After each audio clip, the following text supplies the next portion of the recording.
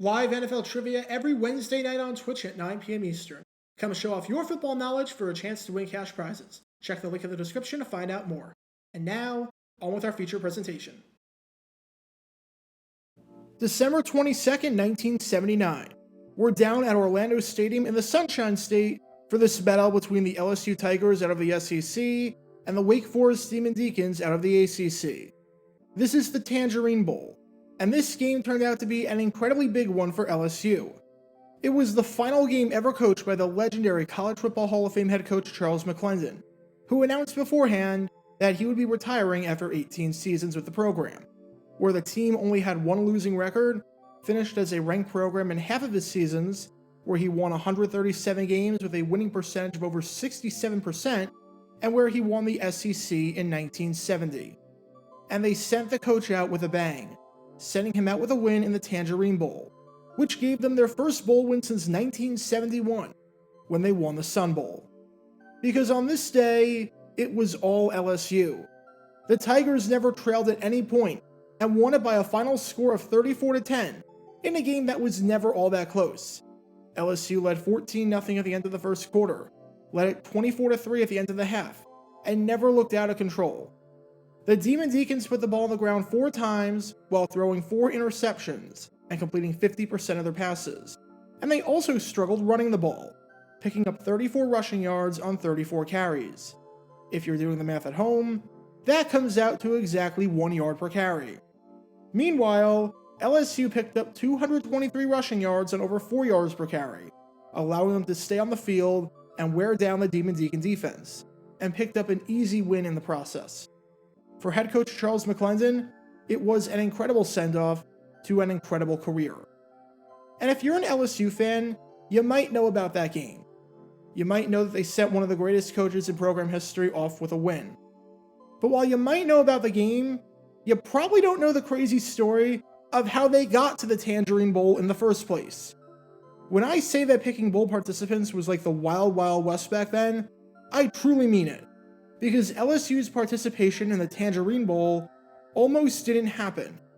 It took an absolutely insane chain of events, and took something that feels straight out of a movie script for the Tigers to get the invite to the game. Seriously, if there's any Hollywood executive out there watching this video, you have a crazy movie idea on your hands with LSU getting the invite to the Tangerine Bowl, because it is truly a bizarre situation that would never happen today, and seems almost unbelievable 40 years ago. This is the story behind the 1979 Tangerine Bowl, and the craziest bowl selection, by far, in the history of the LSU football program. Before I talk about the actual invitation, we need some context to understand what the Tangerine Bowl was originally supposed to do. And the original plan, and what the bowl organizers initially wanted, was to have this team right here playing the game. This is Baylor, and in 1979, the Bears were a very good football team. They finished the regular season with a 7-4 record, and had some absolutely dominant defensive performances in there, thanks to eventual Pro Football Hall of Fame linebacker Mike Singletary leading the way, with the team having 4 games where they allowed 7 points or less. Baylor was one of the easiest teams to predict. They went 0-4 against ranked opponents, but they took care of business against the unranked schools, going 7-0 against them. And with Baylor ranked inside the top 20 heading into bowl season, with Baylor having not played in a bowl game since the 1974 Cotton Bowl, and with Baylor having only played in 1 bowl game since 1964, with that aforementioned Cotton Bowl appearance, it was apparent that getting Baylor would have been a huge get for the Tangerine Bowl. Baylor fans were going to travel due to how rare it was to play in a bowl, and due to how well their team played and defied expectations, considering the fact that they went 3-8 the year before. With that, Sam Hines, a scout for the Tangerine Bowl, watched in the press box down in Waco, and watched as Baylor demolished Rice by a final score of 45-14. He was ready to offer Baylor an invite to the Tangerine Bowl right then and there. The only problem? Baylor declined the invitation. And they declined it because after the game, a scout from the Peach Bowl was also there, and they offered Baylor a spot. It's not hard to see why Baylor chose the Peach Bowl. That game paid way more, was way more prestigious, and offered way more exposure, seeing as that game was nationally televised on CBS, and the Tangerine Bowl was being aired on the Ms. Lou television network. Oddly enough, I talked about that 1979 Peach Bowl in a previous video of mine, and just how much of a logistical disaster it was. So if you want to learn more about that, click the card in the upper right corner. However, with Baylor accepting the Peach Bowl bid, the Tangerine Bowl had to go back to the drawing board and figure out who they were going to invite. They needed a plan B. And with that, they decided on this team right here, the LSU Tigers. They weren't exactly having the greatest of seasons. At the time that the bid was going to be offered, they were only 5-4, and after being ranked as high as 13th at one point in the season, they had comfortably fallen out of the rankings. Still, as long as they beat Mississippi State on this Saturday night, which they did in rather convincing fashion by a final score of 21-3, they were going to get a bowl invitation, due to their large fan base and due to their absolutely suffocating defense, which only allowed 12.6 points per game throughout the 1979 season. LSU had 5 games, including a shutout victory on the road against Colorado and a game against the number 1 ranked Alabama Crimson Tide, where they held their opponents to 3 points or less. And at no point during the season did they ever allow more than 24 points, meaning that not only was LSU great defensively, but they were consistently great and could be reliably counted on. Even though their record was by no means the greatest, the Tigers were a really good team, and they were going to go bowling. There were just 2 problems that the Tangerine Bowl had with trying to get LSU. Number 1, they had to compete against 2 other bowl games, as both the Hall of Fame Bowl and the Garden State Bowl up in New Jersey wanted the Tigers to play in their game. But number 2, and perhaps the biggest problem, the Tangerine Bowl did not have a single representative at Tiger Stadium down in Baton Rouge to watch this game against Mississippi State. They were so dead set about getting Baylor that they sent their scout, Sam Hines, out there to Waco, and didn't have any other representatives. Now, the pressure was on. We need to get someone over to the LSU game, just so we have a shot at getting them to play in the Tangerine Bowl, so we can formally offer them an invitation. If we can't do that, then they'll either go to the Garden State Bowl or the Hall of Fame Bowl. And we, as the Tangerine Bowl, will be straight out of luck, and we'll have to sell for a lesser team and a significantly worse attendance. And with that, the chase to get Hines from Waco to Baton Rouge in time for the game, so the invite could be sent out, was on. Oh, and he only had 2 hours to do so. Prepare yourselves for a wild ride. At 5:30 p.m., Hines was on the phone with the Tangerine Bowl officials, who were in a conference motel room in Orlando, trying to get everything straightened out. There, he got his assignment. You gotta get to the airport, figure out a way to get from Waco to Baton Rouge, and do so in time to officially give LSU the invitation. Hines didn't really grasp everything that was going on because of how hectic it was. Heck, he saw a TV report while waiting for his car to arrive from the stadium to take him to the Waco airport that Missouri just got offered a spot in the Tangerine Bowl. The report was completely fake, but Hines, with 2 hours until LSU's game kicked off, had no time to check the validity of it and ponder whether or not to make the trip. He just had to go. Hines barely made it to the airport in time to catch the 50-minute flight to Dallas.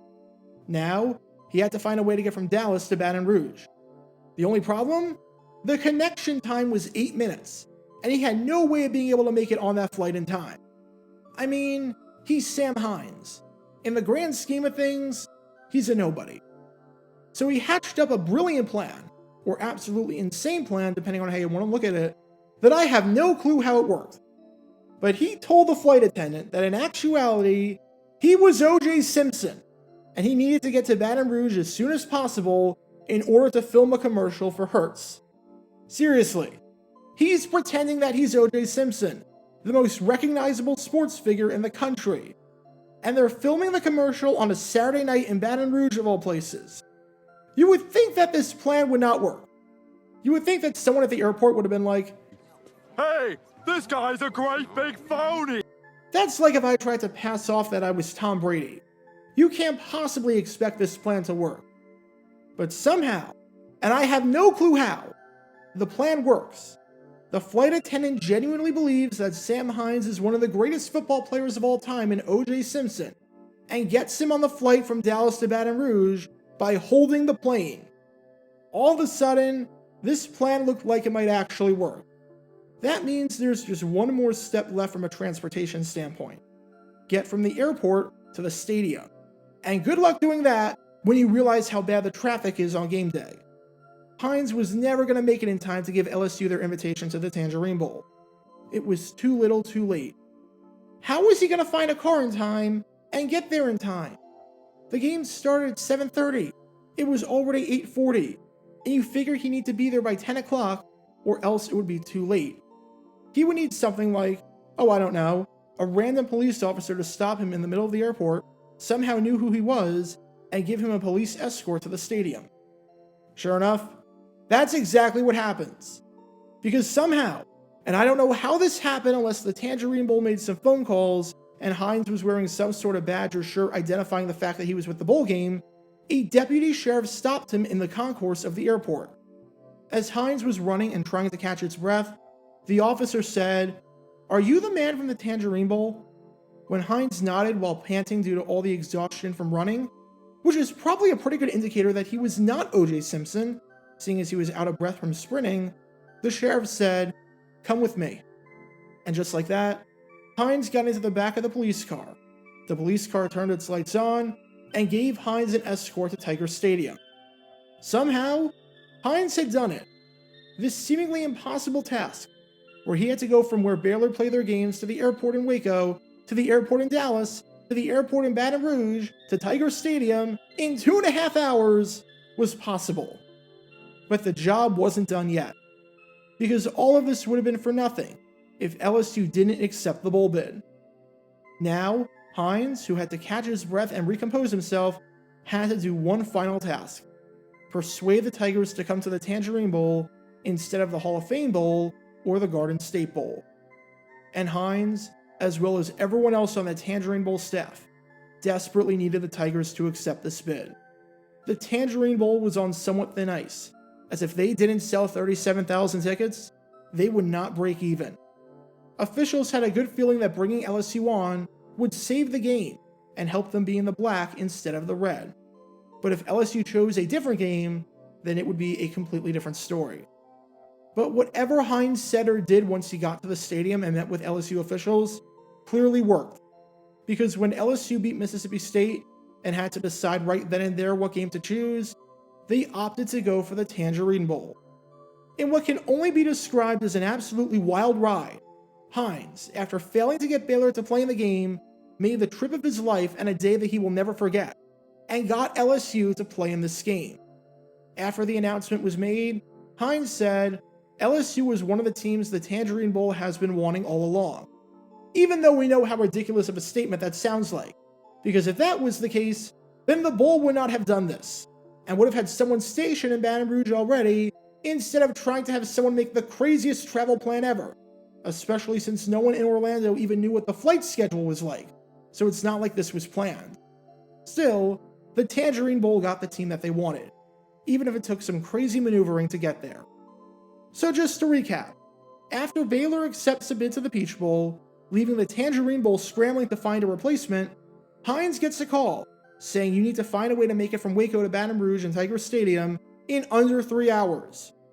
After getting to the airport for the first flight, but seeming like he's got no shot at making the second flight, he pretends that he's O.J. Simpson, back when that was an appropriate thing to do. It somehow works, and he gets on that second plane.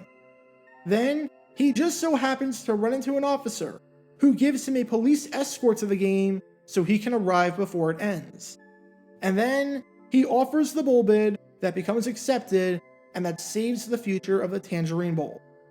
For a game lacking a ton of drama on the field, considering how badly LSU blew Wake Forest out, to say that this game made up for it with a ton of drama off the field would be a massive understatement. Because you might never see more of a chaotic mess of trying to get a team to play in your game than what happened with LSU on this day in 1979.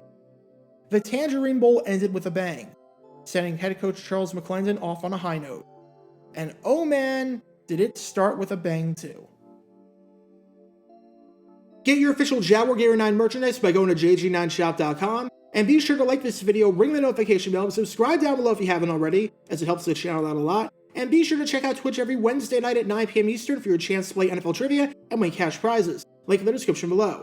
Also, special thanks to all of our Patreon supporters helping out the channel. Your support is greatly appreciated. So you can become a patron and request future video topics in the description below.